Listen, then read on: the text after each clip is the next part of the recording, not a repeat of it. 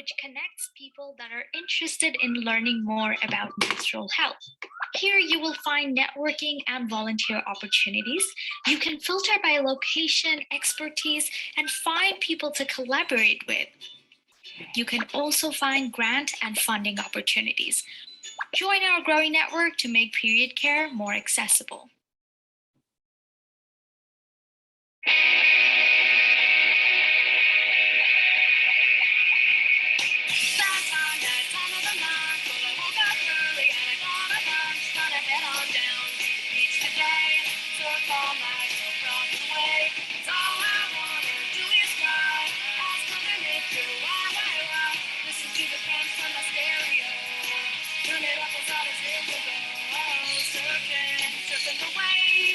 All the girls are surfing away, surfing the crimson wave today.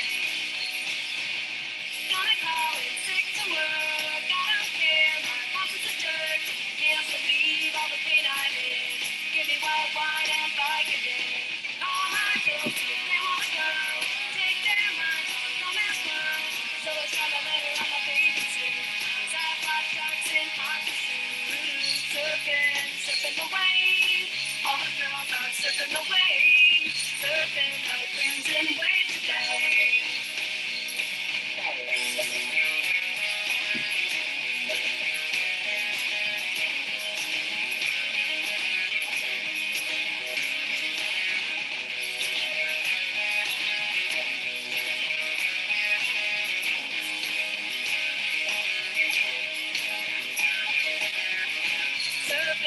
Surfing the wave. All the girls are surfing the wave, surfing the crimson wave today. There I come, nice in the summer house. There I come, nice in the summer house. Offer them some primrose tea. You need me, you know where I'll be. Surfing, surfing the wave. All the girls are surfing the wave, surfing the crimson wave today. Hi, my name is Zeba and I'm from Free Periods Canada. I'm inviting you to join our platform Charms, which connects people that are interested in learning more about menstrual health. Here you will find networking and volunteer opportunities. You can filter by location, expertise, and find people to collaborate with. You can also find grant and funding opportunities. Join our growing network to make period care more accessible.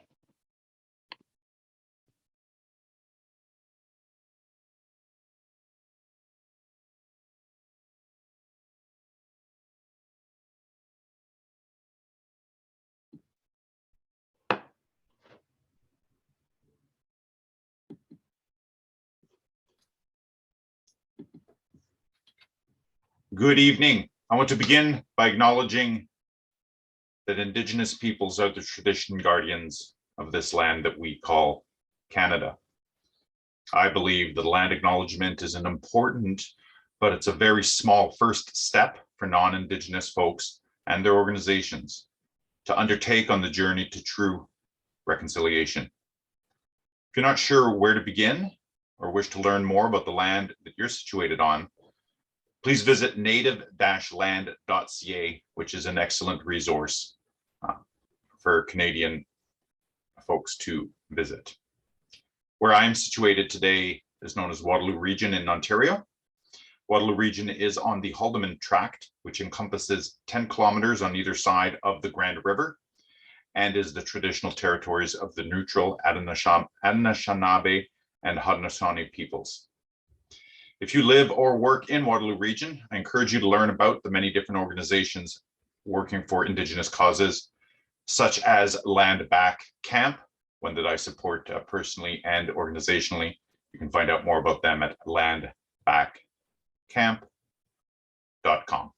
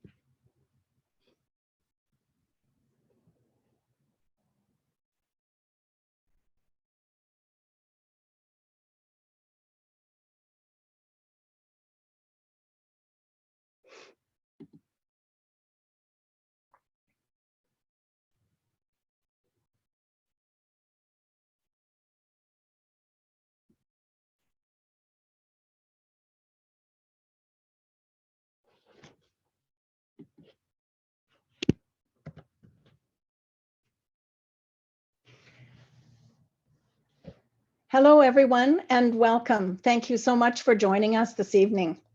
I'm Jill Johnston, Advocacy Coordinator for Days for Girls Canada. For over a decade, Days for Girls has been building a strong global reputation for menstrual health advocacy. But we are relatively new to advocacy for Canadians who menstruate. As newcomers to the Canadian MH space, we are extremely fortunate to work with Kevin at Changing the Flow, and now with Phil and Jenna from Red Dot Project to offer bi-monthly events like this one. The collaboration itself is inspirational, but we all learn a great deal from each other. But our purpose in working together is to facilitate the advancement of menstrual equity in Canada. So we share the platform with other menstrual health organizations, as well as many other individuals who support our cause. We are committed to combining our voices to bring awareness to the issue of menstrual inequity and to motivate our fellow Canadians to join us. So tonight, we shine the spotlight on 10 Canadian menstrual health organizations, and we invite our wider audience to become part of the menstrual equity movement. And now there is someone here I'd like you to meet. I don't know whether you're going to see her or not, but I'd like you to meet her anyway.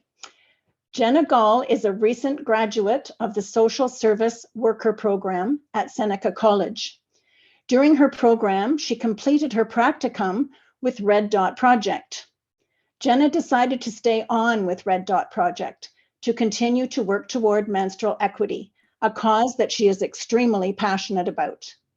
Since Jenna joined our Share the Platform event planning sessions, she has been dazzling us with her enthusiastic advocacy for menstrual equity, her quick thinking, and her creative ideas. Please welcome our moderator for tonight's event, Jenna Gall. Hi, everyone, and hi, Jill. Thank you so much. That was the nicest introduction ever. I'm blushing. You can't see it, but it's happening. I'm absolutely thrilled to be here with you all this evening to learn about some amazing menstrual equity organizations and the work that they're doing in honor of International Menstrual Health Day. I would like to take a moment to highlight that each group has about 10 minutes to discuss their work and to allow for conversation between panelists. We want this event to be as interactive and as engaging as possible, so I highly encourage all panelists to share their thoughts after each group has presented. Panelists, once groups are done presenting, please feel free to unmute and discuss. And we also would like to welcome any questions and comments in the chat. With that being said, the first group that we have on the roster tonight is Free Periods.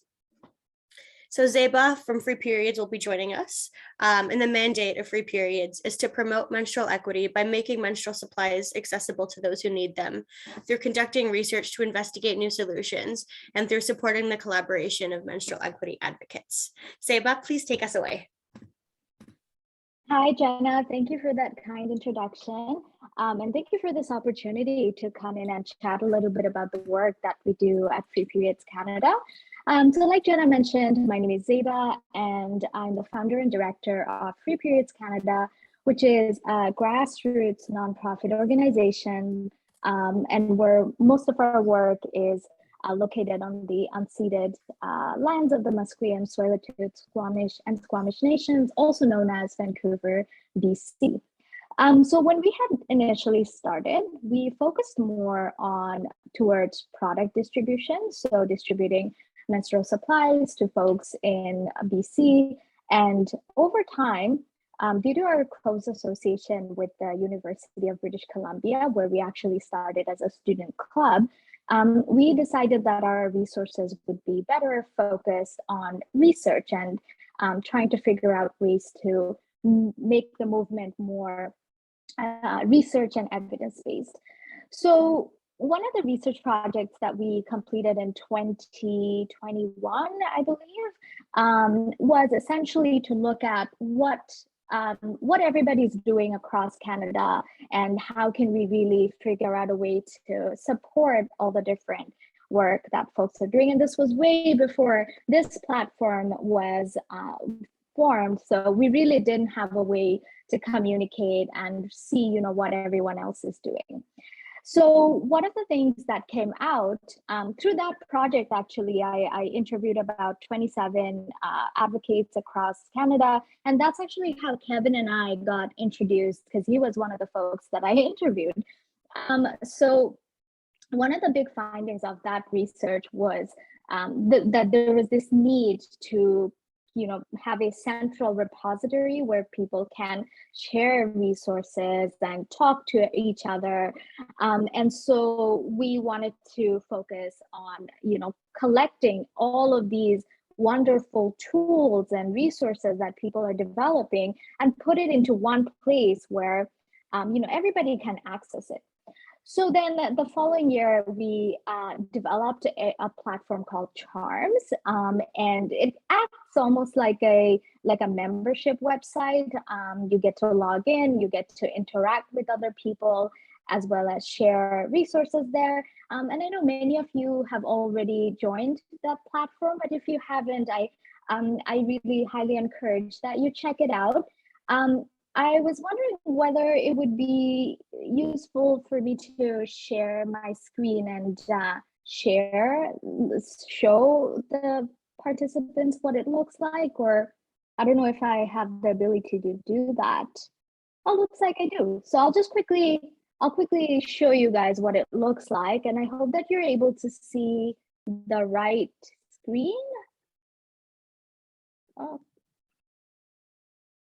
Oh, okay.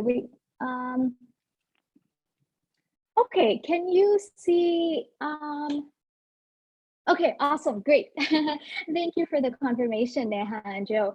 Okay, so this is what the Charms platform looks like once you log in. It's kind of like a Facebook group almost, but it's for like a niche group of people, right? And one of the things that I really love about it is that you can actually see who is near you. So even though we're moving towards a more international approach with this group, it had initially started as just a Canadian thing, but we're expanding it internationally. You can still filter and see who's working in close proximity to you. So one of the things we were hoping to achieve is more local collaborations. And the second thing is there's this list of events. One of our team member basically goes on Google and looks up all the cool events that are happening. And as you guys can see, we're in this event right now, and you can see that it's happening live right now. And it also sends everyone a notification of things that are happening. And then obviously you can chat with members. I have a bunch of different chats here. This is mostly what I use to communicate with folks and also to connect folks with each other. And there's a bunch of other cool things, and I'm not going to go more into it. But yeah, essentially, I wanted to show what the platform looks like a little bit, because we're very proud of the work we did with the Charms platform, and we have a lot of very exciting things coming down the pipeline for us. So one of the things that we're very excited to happen in the next couple of months is that we're formalizing a partnership with UBC's education department to create some learning modules on menstrual health. So throughout next year, that will be our biggest focus. And if that's something that you're interested in, or if your group is also working on something similar, I am very open to chatting more about any potential collaborations that we could do. So I'll wrap it up here. That's pretty much it. Yeah, I'd love to, looking forward to seeing what everyone else have been up to.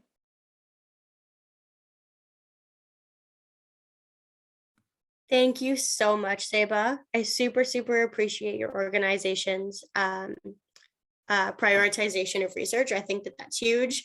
Understanding the causes and consequences of menstrual equity is huge in actually changing the movement. I'll be signing up for Charms as soon as this event ends. I can't wait to check it out. And best of luck with your new venture with UBC.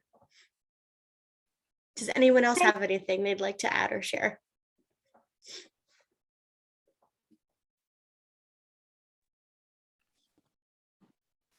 Thanks, Jenna. I just wanted to say that I'll pop in a link to sign up for Charms in the chat if anybody else is interested in joining it as well.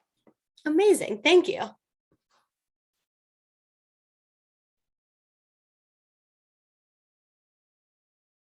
Okay, so now we're going to move on to Shankari and Anjana from Shed Red Movement. So the goal of Shed Red is to address period poverty in Canada by equipping those in need with menstrual hygiene products.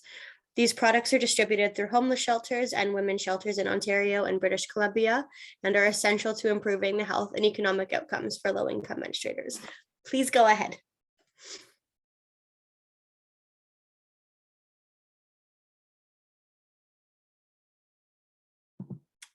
Awesome. If we could just go back to the, okay, perfect. Thank you so much. Thank you so much for having us be a part of this event. We're super excited to be here with all these amazing panelists. So as a quick intro, I'm not able to share my video, but I guess you can hear us. But my name is Anjana and I'm joined by Shankari. Yeah, if it's easier, we can actually share our own screen. So I'm going to go ahead and share my screen if that's okay.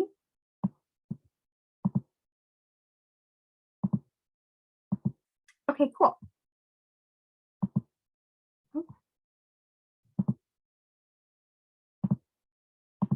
Let me know if you're able to see my screen. Shankari, are you able to see my screen? Yep, we just had it there if you want to reshare now. Okay. Is it good? Yeah, perfect. If you could put it in presenter mode, that'd be great. Yep. Awesome. Okay, perfect. So yeah, my name's Anjana. I'm joined by Shankari, and we're the co-founders of Shed Red. And we're an organization that seeks to eradicate period poverty, specifically within London, Ontario. And our whole goal is to make sure that lack of access to period products doesn't hinder anyone from achieving their potential or achieving their true success. And so this all kind of started out when we were in first year university. It kind of struck us that there were so many words just to describe period, whether it's that time of month, code red, etc. There were so many euphemisms surrounding the topic, which really got us thinking about how highly stigmatized it is and how much of a taboo subject it remains even in the 21st century. And so that's probably a reason why there aren't as many solutions out there to period poverty as some other causes, just because there's not a lot of education around it. So that's kind of the seed of the idea that really got us to thinking about Shed Red. And so we'll talk a little bit about the organization and what we really do, but I just want to start off by kind of grounding us in the issue. So what exactly is period poverty? So you can see the definition on the screen here, but period poverty is not just the lack of access to menstrual hygiene products, but it's also like the systems that enable individuals and menstruators to take care of their cycle with dignity. And so that's washing facilities, waste management systems, etc. And so it was really startling to us that 1 in 3 Canadian women struggle to afford menstrual hygiene products. And this is from a Plan International study that was conducted in 2019. So that means, 1/3 of individuals like ourselves under the age of 25 have to prioritize food or rent over tampons.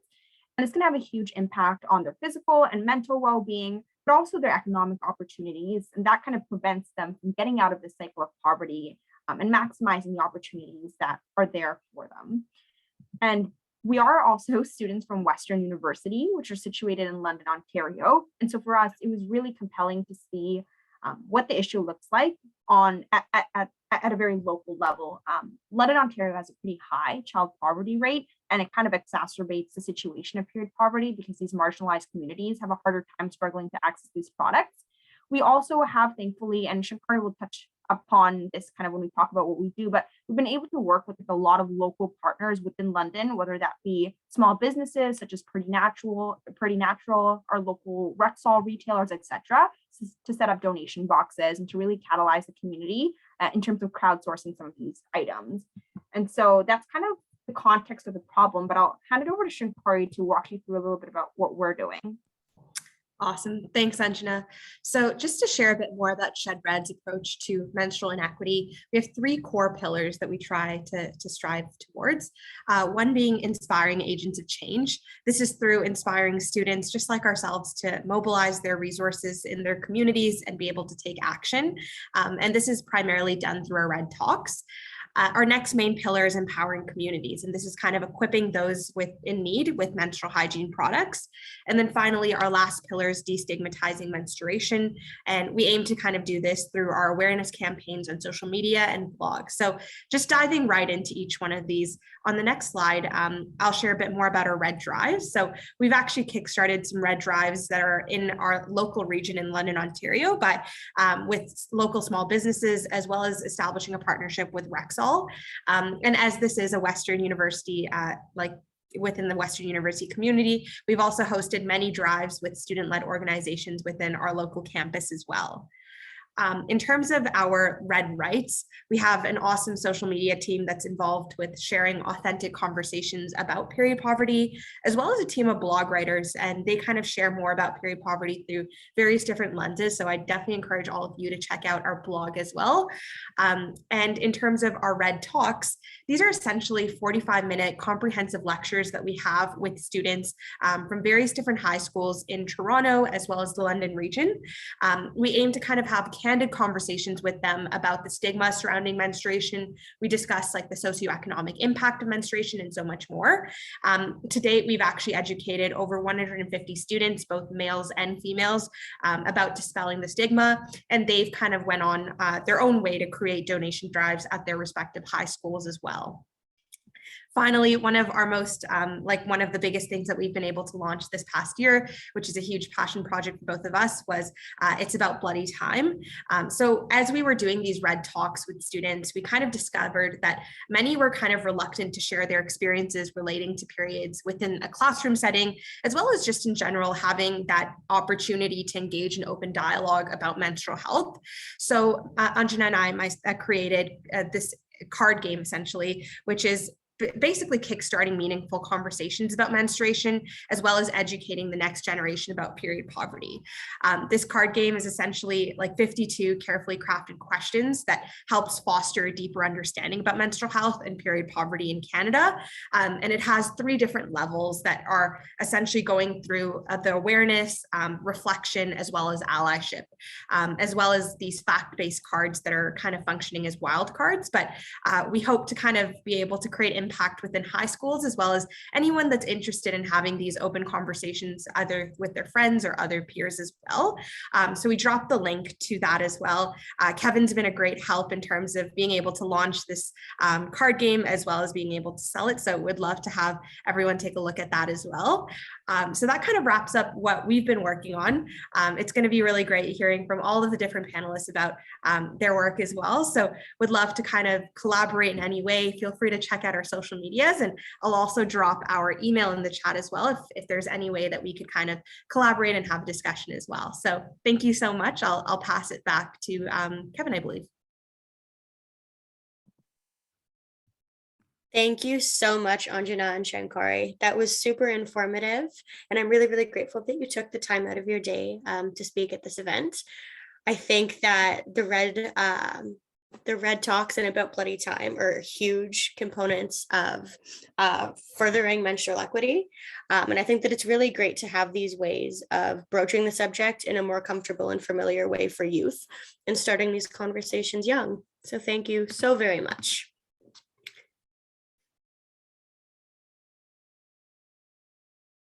We are now going to move on to Moontime Sisters, an organization that I am absolutely obsessed with. Thank you, Neha, for being here to represent Moontime Sisters. So Moontime Sisters is a collective of people who want to help menstruators in northern remote communities across Canada to access menstrual products that they otherwise couldn't afford. Moontime Sisters has worked since 2017 to support over 25 communities. And Moontime Sisters is entirely volunteer-led and a project of True North Aid that believes in the power and solidarity of Indigenous menstruators. Go ahead, Neha. Hi, Jenna. Thank you so much for that great introduction. I just want to thank everyone that's put in work to this event and to facilitate the conversation. I'm really enjoying it so far. Before I start, I'm just going to, I think it might be easier if I share my screen, if that's okay. 1 second.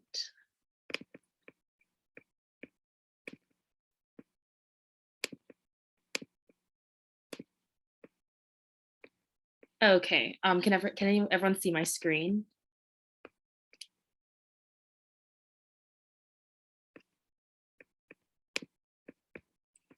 Thank you. Before I start, I just want to recognize that I'm coming from the traditional, ancestral, and unceded territory of the Musqueam, Squamish, Tsleil-Waututh, and Coquitlam Nations people. I'm coming from Vancouver, also known as Vancouver today, just to talk about Moontime Sisters and sort of what we've been up to and what we're doing. So Moontime Sisters is based on the idea, of course, on menstrual inequity. So we normally like to start our presentations off just by looking at sort of the prices of menstrual products in northern remote Indigenous communities. And of course, I think many of us can know, whether we're a menstruator or not, that these prices are absurd for something that is so necessary. And this is sort of what inspired our founder of Moontime Sisters to create this organization and to help facilitate and empower menstruators in northern remote Indigenous communities across Canada. And so again, just kind of going off again of who we are. So we're entirely volunteer run. We're under True North Aid, and they're an amazing help to get us moving and to help us be open to so many opportunities. And essentially what we do is we gather menstrual products to ship them off to northern remote Indigenous communities that are facing barriers to access these products, whether those barriers might be location. In some of these communities, products are extremely expensive. In other communities, they're so remote that they might not be always in supply. And since we do work with a lot of Indigenous communities, we do have a medicine wheel sort of going over how our organization works. This is sort of all over our Instagram, so I'm just gonna glide past this, but feel free to come back and take a look. I know you can't really see our video right now, so I'm just going to show some faces of who we are. So we currently have 4 chapters across Canada. We have a Saskatchewan chapter, an Ontario chapter, a Manitoba chapter, and a British Columbia chapter. And along that, across our 4 chapters, we serve most provinces and territories. We're slowly branching out into Alberta and to the Yukon, but overall, we have a pretty comprehensive coverage. And as I said, we collect products and then ship them off. And a really big part of Moontime Sisters is the idea of building a connection and a relationship with these communities. I think we definitely recognize that often organizations will just send what they think will help other communities, and that's not the case. And we really do like to emphasize that at Moontime Sisters, that it's a lot about communicating with the communities and making sure that whatever we are sending up has been requested, and we're listening to whatever considerations might be made. Some communities only want pads, some only want tampons, some want to try using cups, and so we really are we really emphasize listening to the communities and ensuring that whatever we send up has been requested. And here, as I was talking about earlier, sort of the coverage that we have across Canada, I think we've covered most of the country, but of course we do have a lot more work to do and a lot more communities to connect with. And here are just some photos of how these drives go. I wanted to talk about a little bit more of the logistics of how we do what we do. Essentially, the first step is we like to have, of course, this is pre-COVID, but these packing parties, we'd almost like to call them, just getting a bunch of people together. And this is normally a very important day, just because it's sort of the day that you can see everything coming together, all of the hard work with communicating where these products are going, talking to members of the community. And this is the day where people come together and everyone's working towards a common goal of packing up all these products to be sent off. After that, of course, it's packing, labeling all the boxes. This is probably the nicest part after you've packed everything, getting to close them off and write the addresses. And then we ship them out. And we use many different methods, trains, planes, helicopters we're starting to get into, and of course, just some trucks even. And this just kind of shows how we've grown over the last couple of years. We started off only being a chapter in Saskatchewan, but then slowly moved to Ontario, British Columbia, and now Manitoba. And of course, with that, our numbers have definitely grown, and we can definitely service more communities and make more, and through new partnerships, which we're so very grateful for. These are just some of the services we use to get our products out.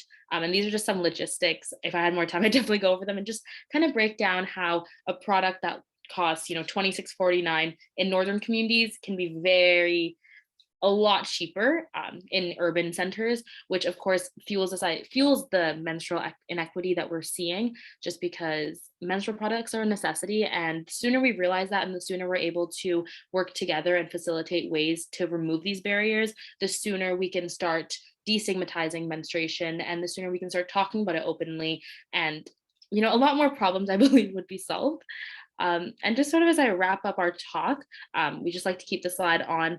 A lot of the time we often ask for feedback from our communities on, what products were used and all of the logistics like that. And we normally receive some very nice comments, just kind of cementing the idea that this is a need across Canada, and especially in these northern remote communities when the barriers that they're facing are ones that are so out of their control. The prices of them, not even just having a supply stock of menstrual products. It's a really important issue, and we're definitely looking forward to partnering with other organizations, with other nonprofits, to see how we can work together to eradicate this problem quickly and really remove these barriers and allow the destigmatization of menstruation to occur and allow these talks to start occurring. So that's the end. These are just some photos from our packing party, but that's the end of our presentation. Again, we're open to supporting any events that are going on for Menstrual Health Day on the 28th, and for any partnerships or any just talks about these issues. So yeah. Again, I'm not exactly, oh, there's stop sharing. There we go. So yeah, thank you. Thank you so much, Neha. That was fantastic. I continue to be absolutely baffled by the price of menstrual products, and really all products in Northern and remote Indigenous communities. And this is definitely an issue that we need to tackle. So I really appreciate, and I'm grateful as a menstruator that there is an organization like yours that is looking out for people that need that support. And I think it's so incredible that Moontime Sisters prioritizes giving choice to menstruators for the products that they want and need, rather than giving them whatever's on hand, which yes, can be necessary sometimes, but to give choice also gives so much dignity. And that's so important when it comes to something as sensitive as this. So thank you. Thank you And so now much. I really do appreciate that. Sorry. Thank you. Sorry. No, all good. We're now going to move on to the absolutely lovely Julia Curran from Days for Girls Canada. So Days for Girls Canada works to mobilize volunteers across Canada to increase access to menstrual products and vital health information for women and girls around the world. I'm really, really fortunate that I get to work with them. They're located across the country, and they have several chapters across the country. And their main event for Menstrual Health Day is their menstruation campaign. And I'm super excited to hear Julia tell us all about it. Thank you so much for that amazing introduction, Jenna. So yeah, as Jenna said, my name's Julia. I'm the communications officer for Days for Girls Canada. Earlier, you heard a bit from Jill and again from Jenna about what Days for Girls does and the kits that we distribute around the world. But today I will be speaking about, on behalf of Days for Girls Canada, about our May campaign in light of World Menstrual Health Day that you may have already seen on social media. We call this campaign Menstruation, and I will start by showing you a brief video about the campaign.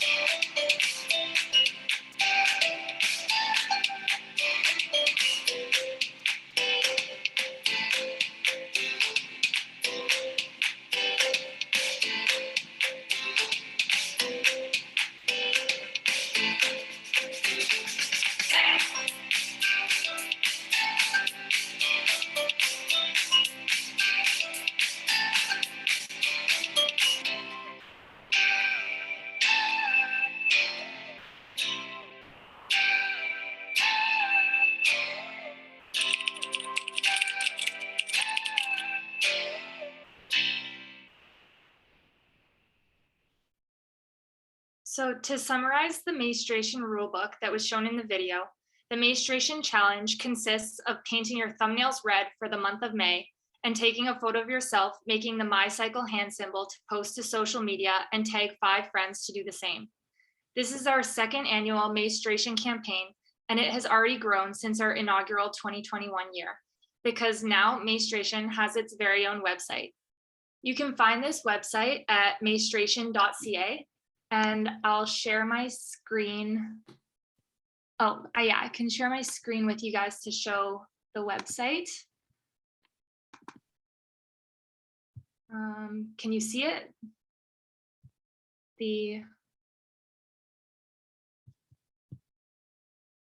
Okay, perfect.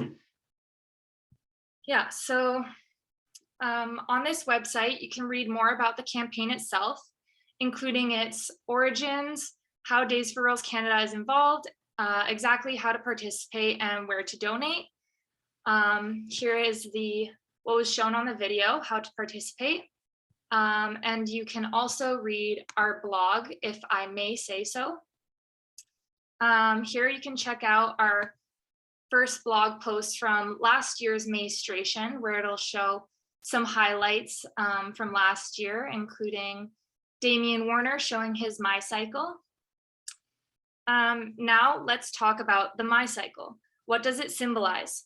The My Cycle is the symbol of menstruation because it shows that anyone can menstruate. By posting a picture of your My Cycle, you are showing your support for people who menstruate and calling to action for menstrual equity. Menstruation is not a woman problem or only an issue for those who bleed. It's an aspect of human health that demands societal and institutional support, whether that means lobbying for free period products in all washrooms or helping to dismantle the stigma of menstruation by posting your My Cycle to Instagram. It is not only up to those who menstruate to solve period poverty and menstrual inequity. It is up to all of us to dismantle stigmas which hold people back from reaching their full potential. The Menstruation Challenge allows anyone to become a menstrual advocate. All you have to do is show your My Cycle and anyone can menstruate. Menstruation raises money for Days for Girls Canada so we can reach more menstruators across the globe, as well as right here in Canada. But as we all know, when it comes to menstrual equity, advocacy work is a priority since stigma and misinformation are impeding factors in accomplishing menstrual equity. Menstruation is a great campaign to raise awareness about menstrual inequity and shatter the stigma of menstruation because it harnesses the power of social media. If one person tags 5 friends to do the challenge and those 5 friends all do the same, the impact we can create is exponential. Not only this, but painting only your thumbnails red for the month of May raises awareness of menstrual inequity because people in your day-to-day life may notice and ask you why your thumbnails are painted red. That's all it takes for the conversation to start. Thank you for your time this evening, and I hope to see all of your beautiful My Cycles on social media. Thank you so much, Julia. I do have to agree with Zeba and Linda in the chat. The name Menstruation and the website are absolutely fantastic. Julia, if it's okay, I do have a quick question for you. Oh, yeah, sure. What inspired this campaign? And also a question for our larger group.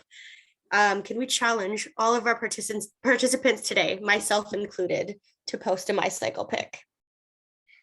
Yes, I love that challenge. But yeah, about what inspired this campaign, it all kind of started when Days for Girls Canada started to form a fundraising committee. And I was invited to that committee by Jillian Johnston, who we met earlier. And we were trying to think about ways that we could fundraise for Days for Girls Canada, but also to incorporate more advocacy work. Because as earlier Jill said, we are trying to work more within the sphere of Canadian menstrual advocacy and Canadian menstrual health, because there's people right here in our own backyard who are unable to afford period products or don't have access to menstrual health products and education. So that's kind of what inspired it, is a big campaign in the month of May because of Menstrual Health Day. So yeah, and then we love puns at Days for Girls, so Menstruation was a fun name for it that was memorable, and everyone got on board with that name. I love that. And I appreciate all of your punniness very much. So thank you. Thank you. This is Jill. Am I allowed to interrupt? Of course you are. I just want to say that Julia didn't take the credit she deserves. She is the one who thought of calling it menstruation.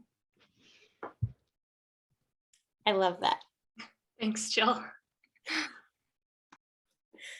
So now we're going to move on to Elise and Mila from the Fil Rouge. Their mandate is to produce and disseminate independent information to prevent and raise awareness rooted in the global and feminist approach to health. They have 130 members throughout the province of Quebec, and they have a couple really, really interesting events going on for Menstrual Health Day. Please take us away.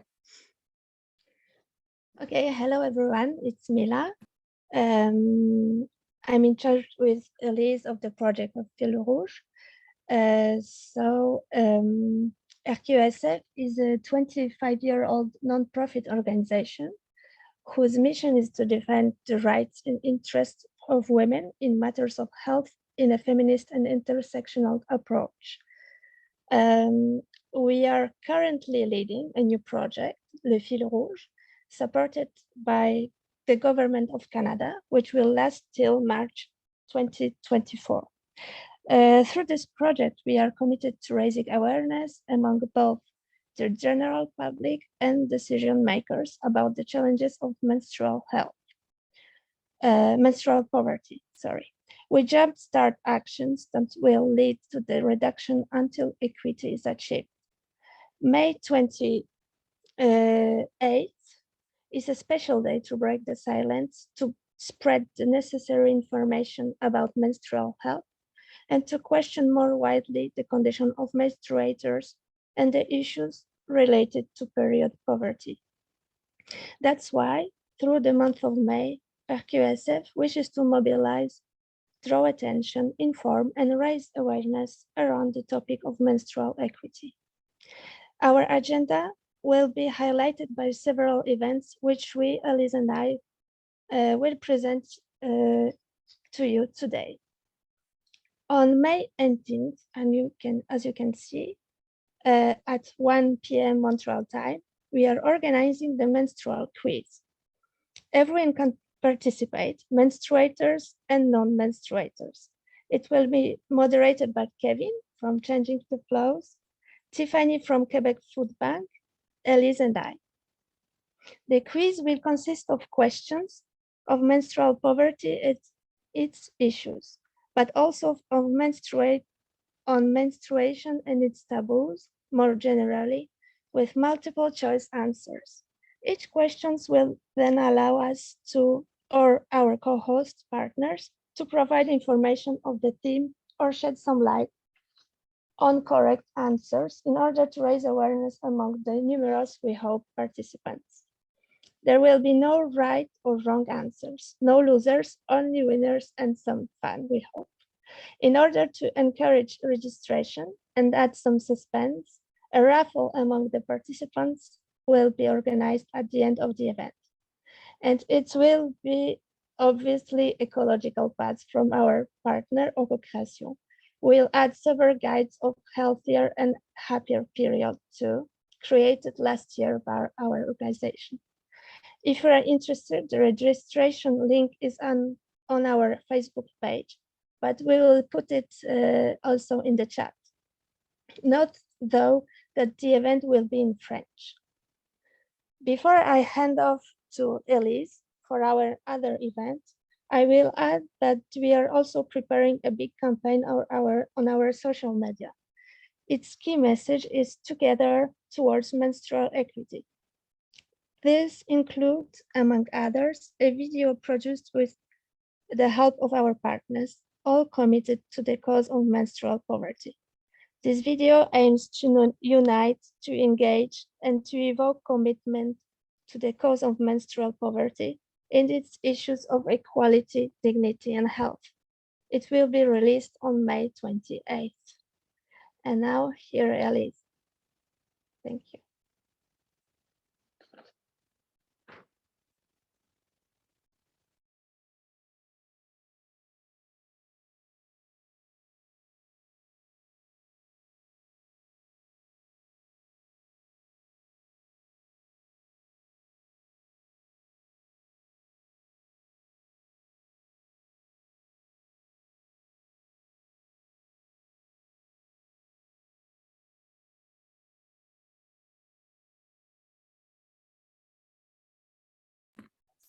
Merci beaucoup, Mila and Elise.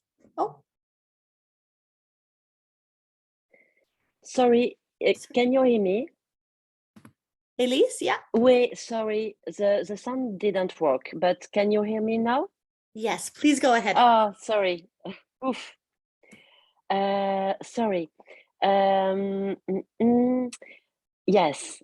We also organize an unique event in Quebec, a whole week dedicated to first menstruation from May 23 to 29.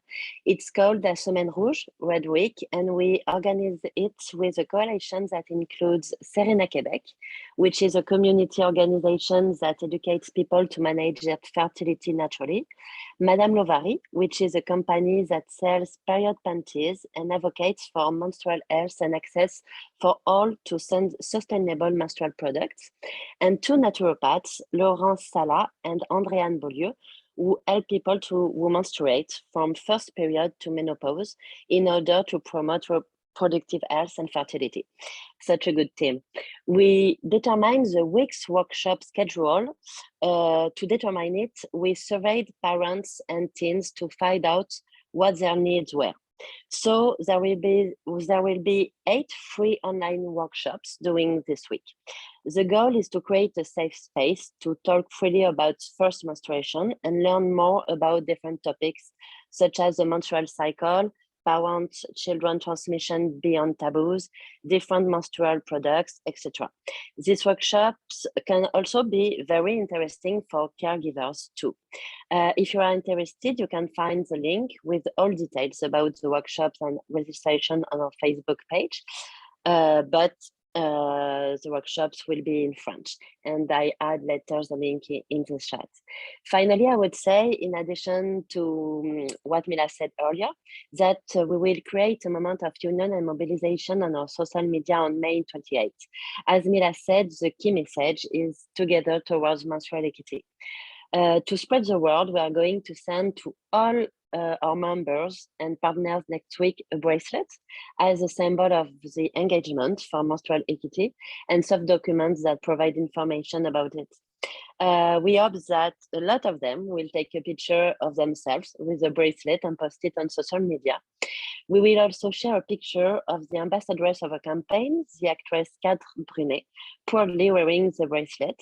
We think that's a good way to make the public at large aware of menstrual health and menstrual equity issues. If you are interested in receiving the bracelet and take part in the mobilization, we just need your mailing address. That's it for me. Thank you so much, Elise and Mila. I love that you have events targeted to everyone and also to specific groups to be more tailored in your approach. I have a little question, or actually I have a question for you to ask me.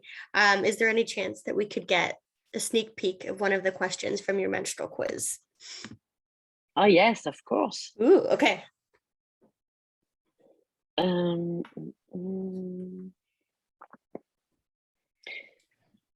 Mila, est-ce que tu as sous la main? I will open it. Sorry. Ouais. Give us a 1 minute. No, not 1 minute. I'm sorry. Mm, mm, mm.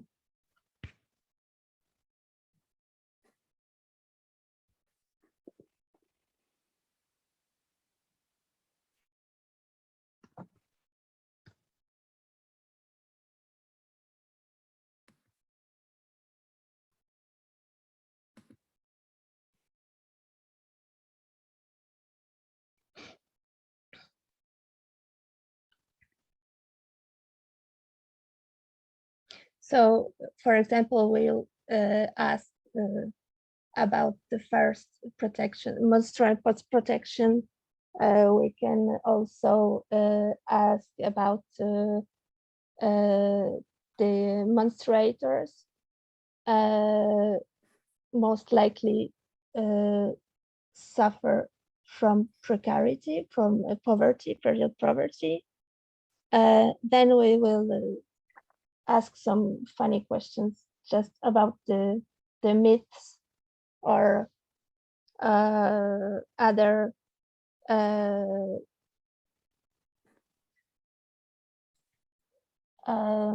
stigma. So it's you are really invited to this quiz if you want, and check yourself next week on Wednesday.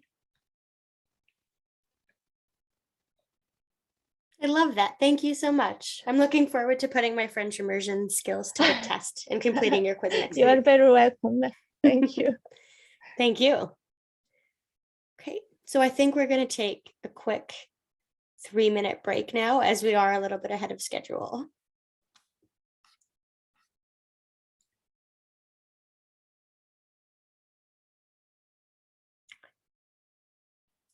So our next event that will be coming up on Share the Platform is on July 12th, 2022, called What If? And it's going to be about mobilizing and getting our allies to participate in the menstrual equity movement. And for those of you who are able to sign up for our early bird registration from today until Thursday, you can get a $10 gift card for changing the flow. We'll see you in 3 minutes.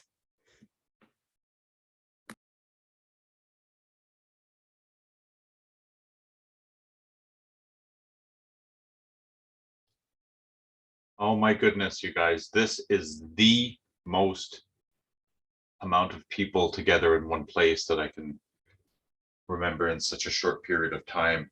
And we've got a bunch of groups yet to come. It's fantastic. Thank you, everybody that's joined us and is, if any of these groups, I hope some of them are your first time. I kind of hope that some are familiar to you so that you got to know a little bit more, but that at least maybe one of the groups is new, because that's really one of the key reasons that we do share the platform on a regular basis, is to collaborate and ensure that everybody is working together and everybody knows what's going on across Canada. And we just had incredible after incredible after incredible. Merci beaucoup, Elise et Mila qui sont venus de très loin du Québec pour nous parler en anglais, et c'est super apprécié.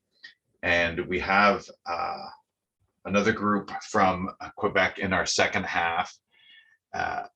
And I'll leave it at that in terms of the groups, so that you'll, I can just tell you that it's some pretty wild stuff in the second half. And please go sign up for this July 12th event. I don't know what's going on there. What if, what could be happening? We don't know. What if? Something to think about. And there's a little bit more of a teaser on the Eventbrite page. The link is in the chat. Thank you very much, Ella. And sign up, get your $10 gift card, and then you can use it to buy the Shed Red card game for $10 off, which would be super cool. Or buy whatever you want.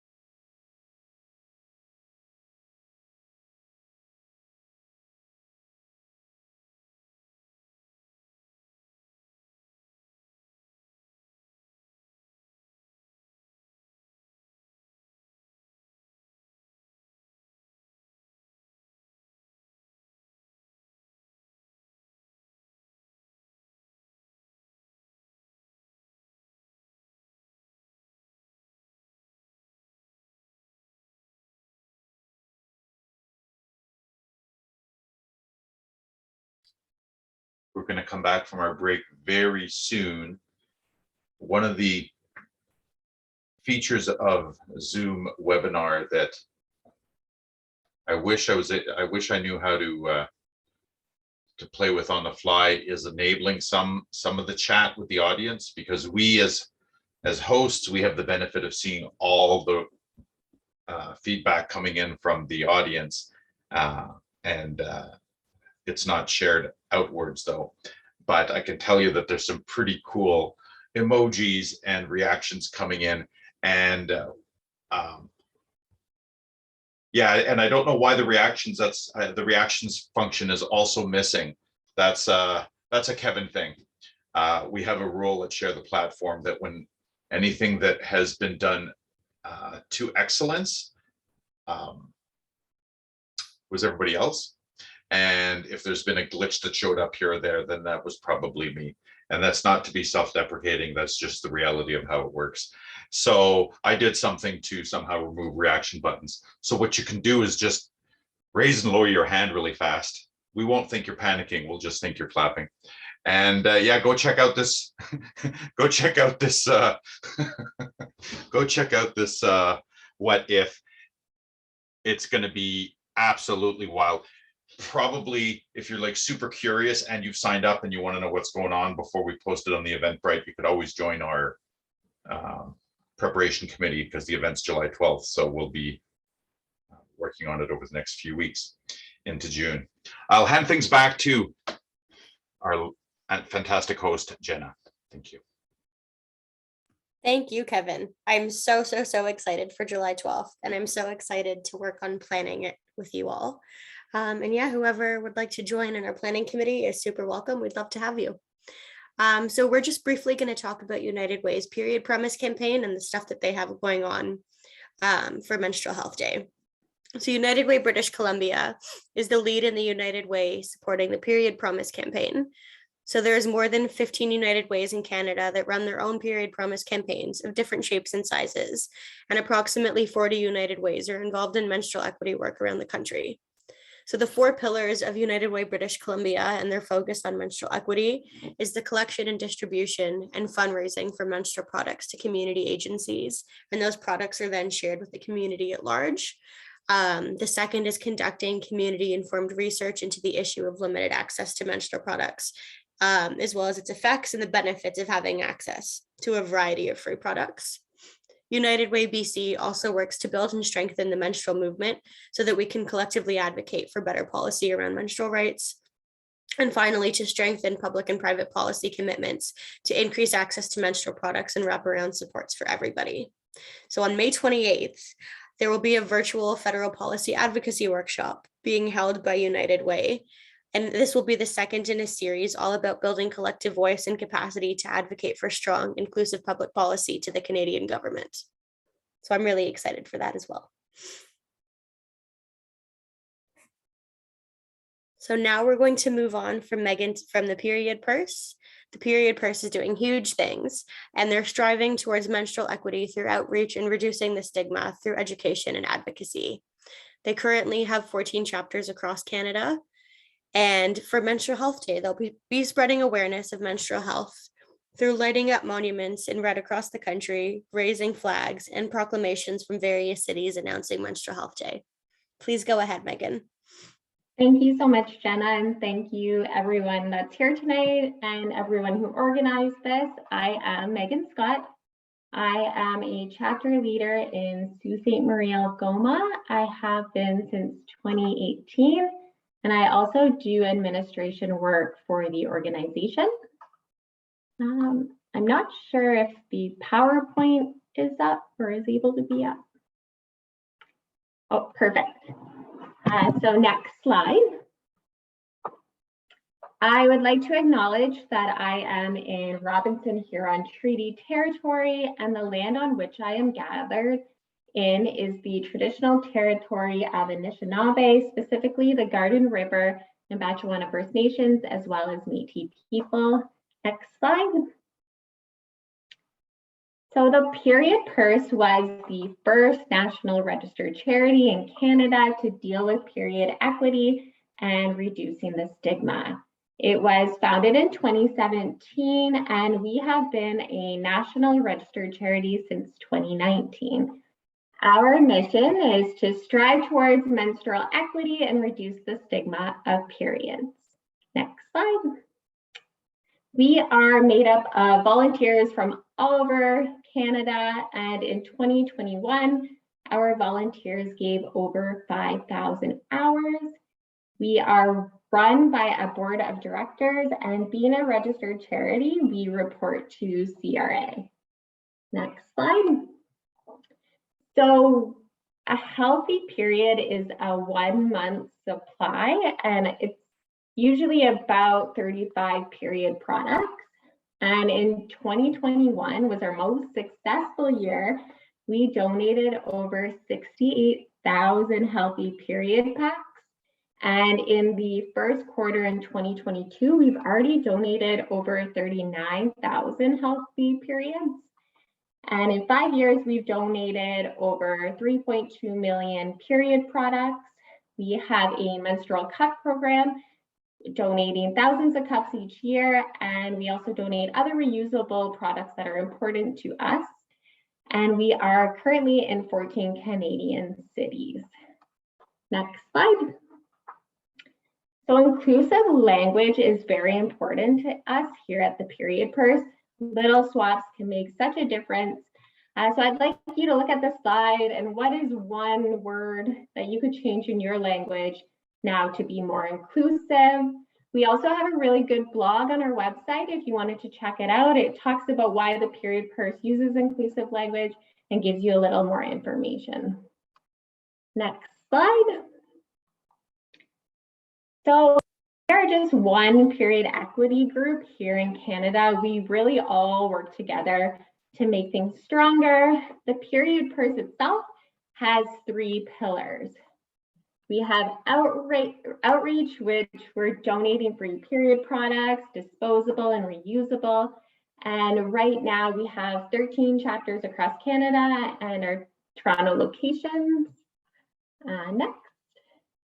Education, we have an education pillar. We actually do offer free presentations. So any groups like Girl Guides, schools can request a presentation. You can check out our website and go to the Menstruation Nation page to request a presentation. Next. And then advocacy, we really try to raise awareness and try to make policy changes. We've worked with all 3 levels of government in making changes, and this is still going on. Next slide. So what's happening at the Period Purse in May? We have our Bloody Great Run going on right now. So teams across Canada are moving or running 28 kilometers in 28 days. So we really want to thank all those teams. Next slide. So Menstrual Health Day, May 28th, we have 5 Canadian cities that are proclaiming Menstrual Health Day on May 28th, and you can check out our website under MHD for the updated list. We have 5 cities that are going to be raising the Period Purse flag. And if you actually look at the little picture at the bottom, that's me and my other chapter leader here in Sault Ste. Marie. Last year, we had the Period Purse flag raised at our city hall. And really exciting news, we now have 37 places that are being lit up in red throughout the country. And you can check out our website and social media for more information. Next slide. And we have some really big news. We have a new free period tracking app that just launched called M Nation, and we've been creating it for the last year. It's a free period tracking app, and it's the first and only period tracking app that doesn't collect data. It will be announced later this week, but it is now available in Apple stores and will be available on Android phones later, and it was developed by 13 to 23-year-olds. Next slide. So how can you help period equity in Canada? Let's talk about periods. Let's make them normal. This is really big in reducing the stigma. And so tonight you're learning all about the Period Purse and all our friends from the other organizations here tonight. So just make sure you follow us all on social media and spread the word. In this box, this is actually a great workplace bathroom box that can be purchased from our friends Changing the Flow that are also going to speak here tonight. And you could donate $15 to the period purse, would get 1 month of period products donated to someone who needs it. And finally, our ultimate goal, our vision is that everyone has access to free period products, and that when we walk into public bathrooms, we see free period products. Next slide. So thank you so much. You can follow us on social media. Here are all our handles on all platforms. You can also sign up for our newsletter to hear all the insiders and announcements. So thank you very much.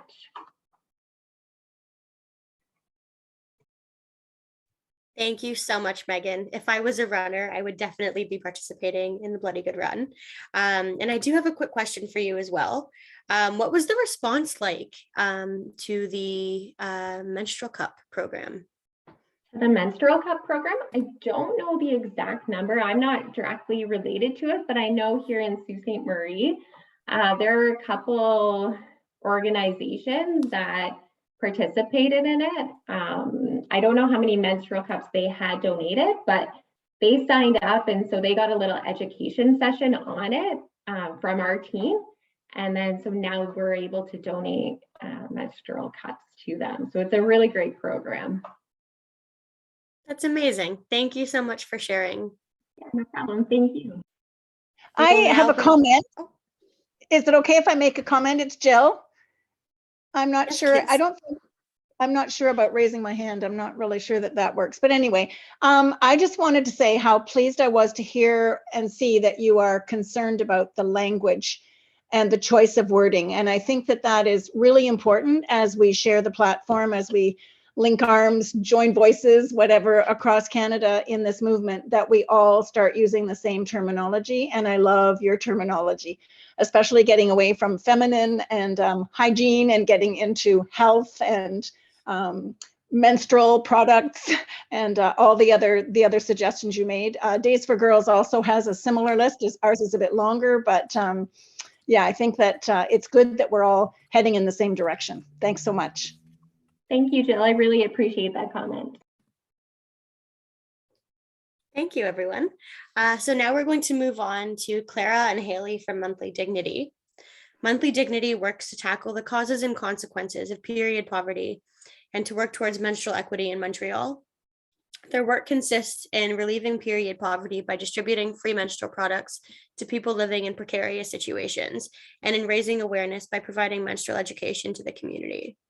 So Monthly Dignity is super excited to be offering a community-oriented and art-focused evening full of artistic expression centered around periods and people's and communities' experiences with them. Everything from menstrual equity to period poverty to quirky first period stories are on the table. I can't wait to hear more about this. Please go ahead. Thank you so much. I will take, so my name is Clara and I'm the co-director of Monthly Dignity, and I'm joined today by Haley, our current head of events and incoming co-director as of this summer. And I'll take a panelist privilege to, first of all, thank all of you for talking about your organizations. It's been fascinating to hear about the work that you're doing and heartwarming to hear the words that we use and the language that we've been using echoing in other folks' work. So I think this is lovely, and selfishly, I adore it. I will talk quite briefly about the work that we do, just in case anyone on the call hasn't heard of us yet. So Monthly Dignity, or Dignité Menstruelle, is a nonprofit org that was founded in 2017 and continues to be run entirely by volunteers. So primarily we're students throughout the Montreal area. And we envision a world where menstruation is no longer a barrier to social, educational, and professional fulfillment. And as was summarized, we have 3 goals as we work towards menstrual equity. We have a palliative goal in which we try to relieve period poverty by distributing menstrual products. Like many of you, we do things like drives. We work with producers of period products that are both single-use products, and we're branching in towards more reusable products and distributing them to community partners who work with folks living in precarious situations. We have a discursive goal where we want to raise awareness about period poverty as an issue. So we provide education about menstruation as a concept, things like destigmatizing periods, inclusive education about menstruation for individuals who don't identify as women or girls. And we're sort of branching into the idea of having longer running workshops for community organizations like schools and organizations that work with youth. And we also have an advocacy goal in which we want to campaign for access to adequate menstrual products to be considered a right rather than a privilege. We work with a network of community partners that includes food banks, shelters, day centers, outreach centers for youth, as well as schools, period product producers, and some advocacy groups, notably like the RQSF, who are joining us today. Hello, Mila and Ilza. And we are super excited today to talk about an event that we are planning for Menstrual Equity Day. So I'll pass it off to Haley, who has some more information and maybe also a slide to invite you all to our event. Yes, hello. My name is Haley. I am, like Clara said, the incoming co-director for Monthly Dignity, currently the head of events, which has been a super fun role. And this event that we have coming up called Changer des Règles, a Bloody Good Show, is our first kind of really big one back post-pandemic. And so we're really excited about that. So it's going to take place on May 27th, so the eve of Menstrual Health Day, which is really exciting. It's going to be community-centered and arts-focused, and just an evening full of kind of artistic expression centered around periods and the experiences that people and their communities have with them. It was introduced, everything from menstrual equity to period poverty to first period stories around the table.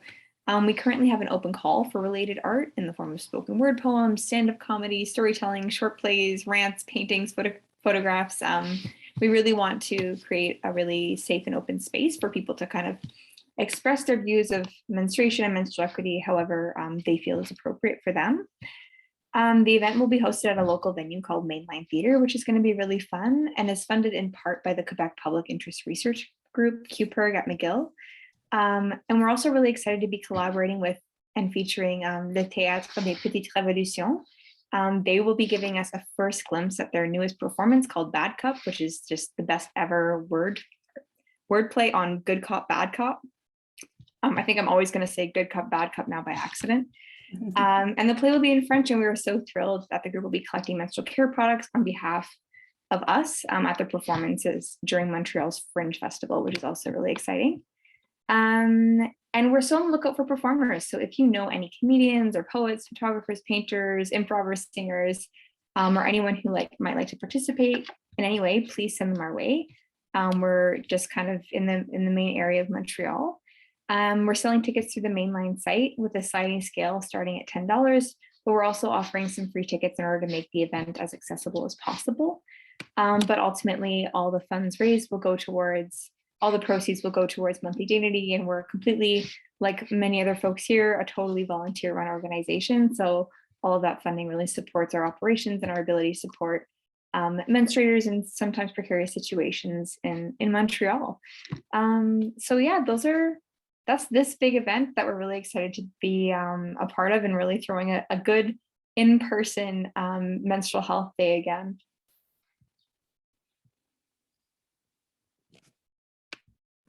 Thank you so much. I hope that you have an absolute blast at your event. It sounds like it's going to be a great time. I also love, you mentioned that you prioritize inclusivity and working with community partners. And I think that that's so integral to building safe spaces within the menstrual equity movement. So thank you so much. You're welcome. And now we are going to move on to Phil, who is one of the founders of Red Dot Project, who has a very special place in my heart, as much as I hate to admit it. He's the person who actually taught me about period poverty and menstrual equity. So I'm really grateful to be with him and with you all here today. So Red Dot works to provide people who are experiencing homelessness in the city of Toronto with the opportunity to manage their period in a safe, hygienic, and dignified way. And we have a really, really exciting conference coming up on May 25th and 26th that will be all about Indigenous teachings on menstruation. Thank Phil, you very go much, ahead. Jenna. Thank you so much for that lovely intro. She doesn't say much nice things to me, and I guess it takes a room full of 30 plus people to get that out. So I appreciate it. If I could share my screen real quickly, like Jenna said, our big announcement for today is that we are going to announce that we are going to have the return of the Red Dot Conference.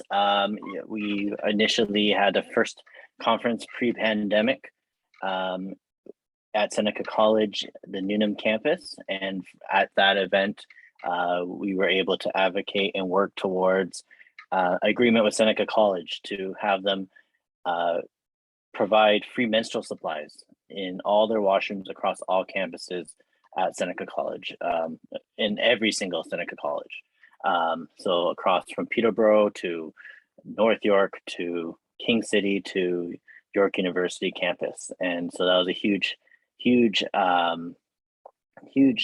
initiative that was started from that first conference. And unfortunately, due to the pandemic, it forced us to do an online conference. And then the year after, we took a pause, and now we are ready to have a somewhat online, mostly online, and partly in person small conference that is going to be held on May 25th and 26th.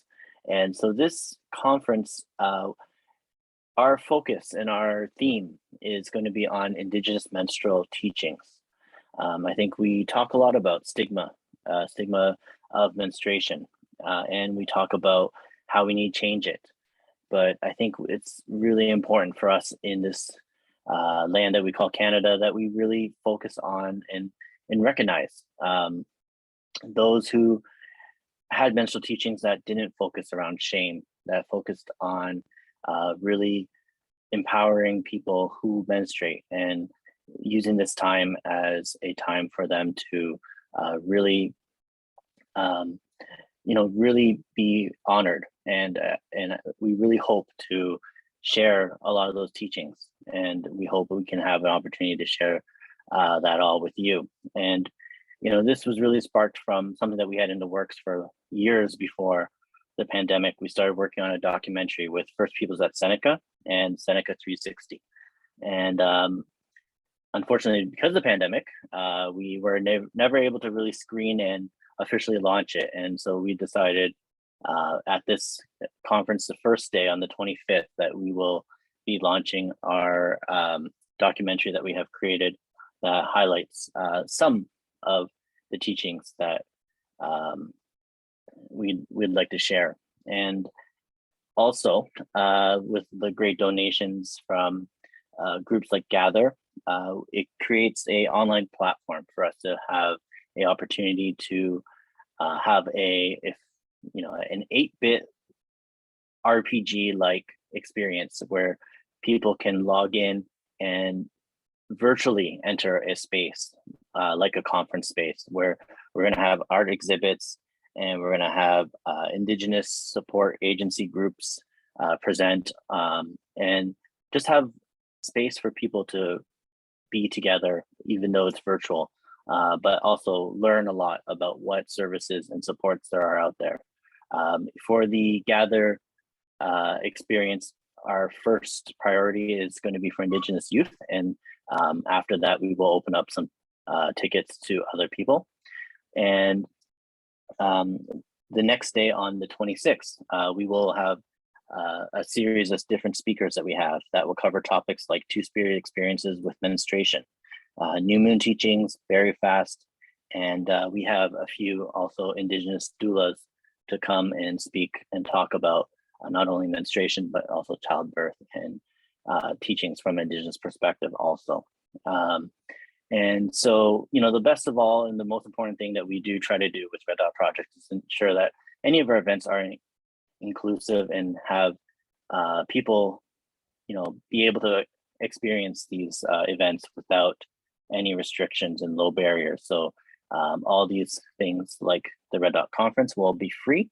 And so if you would like to have more information on our upcoming event, follow us on our socials like Instagram, and we'll be very quickly after today be putting out a lot more information of how you can attend and be a part of it.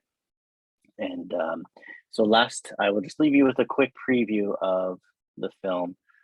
to share, and then I will be done. So give me 1 second. Let me load this up.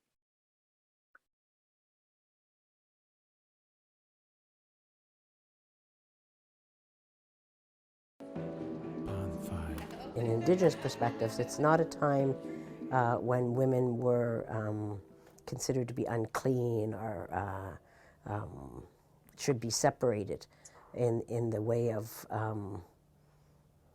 segregating them from everyone else. But it was a time, the teachings speak about that person who has their moon time or their monthly cycle is a time when they're cleansing their bodies, and because they didn't give life. It was your time that you were considered to be the closest to the Creator. So you were very powerful in your prayers. So the responsibility of that person who had their moon time was to pray. Pray for the community, pray for their family, pray for those that needed prayer. Thank you. And lastly, just to close off, one of the big highlights that we are going to focus on, and I'm not too sure if it came down to if they let you know yet, Neha, but we really want to highlight with this theme the work of Moontime Sisters also at this event also. So please come on by when we open up the registration. Please join us, and we'd be happy to have you all. Thank you very much. Thank you so much, Phil. I've seen this documentary and I'm so excited for all of you to see it. I've shown it to everyone in my life personally. I think it's absolutely fantastic. And thank you, Phil, for being you, for the amazing work you do as an ally and an advocate. And to now transition to Kevin, who's also one of the most fantastic allies and advocates that the menstrual equity movement could have. He runs Changing the Flow, which is a social enterprise dedicated to the achievement of menstrual equity and the elimination of stigma surrounding periods. And this is done through awareness, education, and implementation.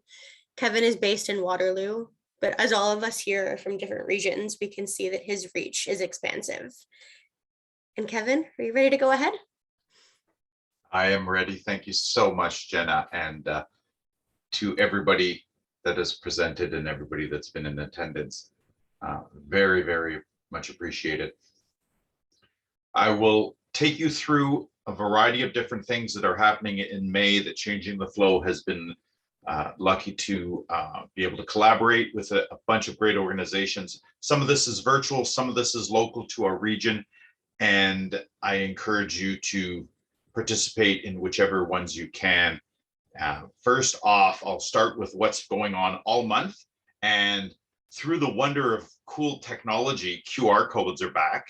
And if you have your phone gadget with you, you could actually just scan that QR code on your screen, and that will bring you to the website to find out more about our Buy a Period Box Support the Cause campaign, which is going on in May at Full Circle Grocery and Bulk, which is a wonderful locally owned and operated grocery store right in downtown Kitchener. Basically what we're doing is we have our 2 inclusion period boxes, which are the 2 on the screen, No Shame in My Flow Game and Let's Talk About It.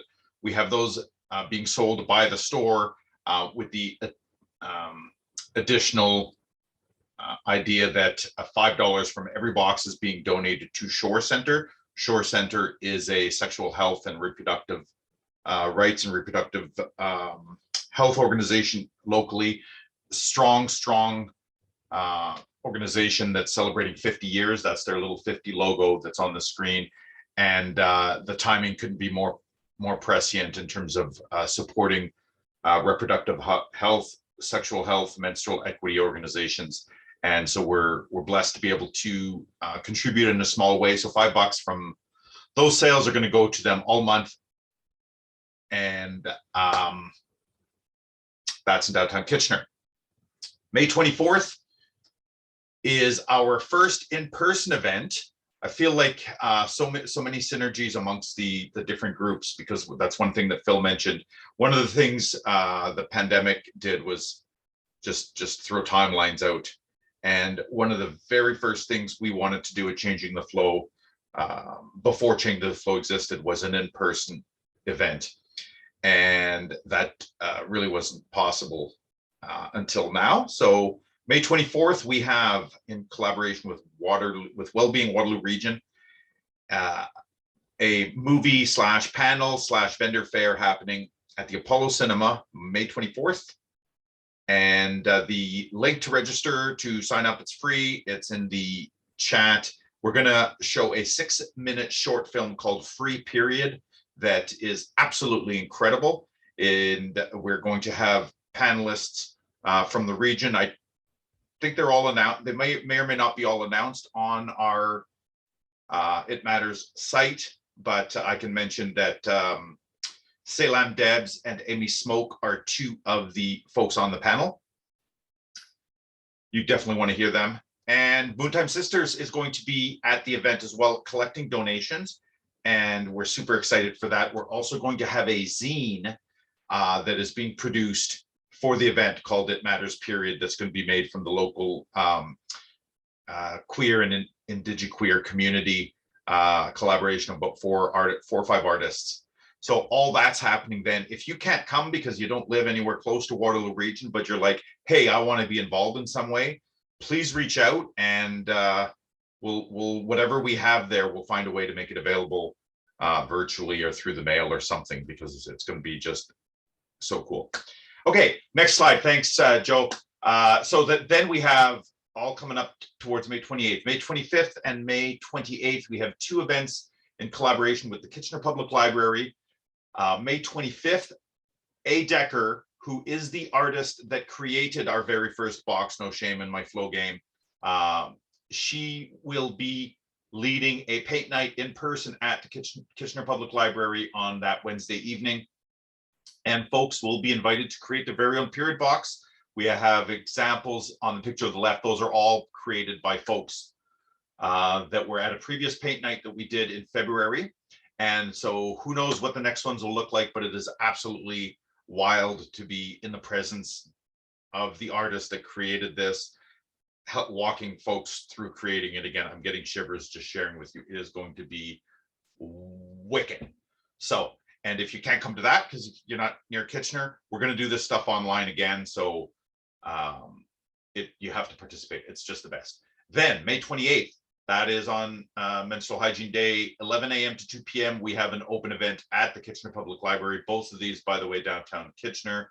And this one is really celebrating how community comes together to create change. The Kitchener Public Library is one of the leaders in our region. They have period products in all their bathrooms. They had period products in the gendered male washrooms and female washrooms before the pandemic. Only place I know of that actively and visibly did it. I'm sure there are others, but that's the only one I knew of. They did it before the pandemic. They were forced to adapt through the pandemic, but they came out even going further ahead after the pandemic and went from just their central branch to all branches. And they're showing the way. And on our last slide, we're going to try and wrap all this together into a really cool video podcast that is close to being released. We will release it possibly at one of those events. If not, it'll just show up on YouTube, and you'll be able to watch it. That captures a lot of this. So there's a CEO of a local library system, I will say, without getting too specific, as well as a student from a local French high school that may or may not be called Père René de Galiné, and a few other folks that speak about the work they did in making menstrual equity happen in the community. 829, my God, we did it. I thank you all so much. The signups for all those things are in the chat. We're going to send it out, and we'll stick around for a bit. If there's any questions, don't be shy to put them in the chat. If not, please go sign up for What If. We've already sent out like gift cards, which is very cool. So don't be shy. You've got to like Thursday, I don't know, Thursday or Friday, you can sign up and tell all your friends and keep being amazing, because I promise one thing I know for sure, each and every one of you that's listening, that's here, that's watching, You have made menstrual equity move forward in Canada by being here, by doing the work, by listening, and it empowers me to want to do even more. And I thank each and every one of you so much. I will leave at that. Have a good evening. Thank you again, everyone, so much for spending the evening together. I hope that you all had as much fun as I did, and have a great night.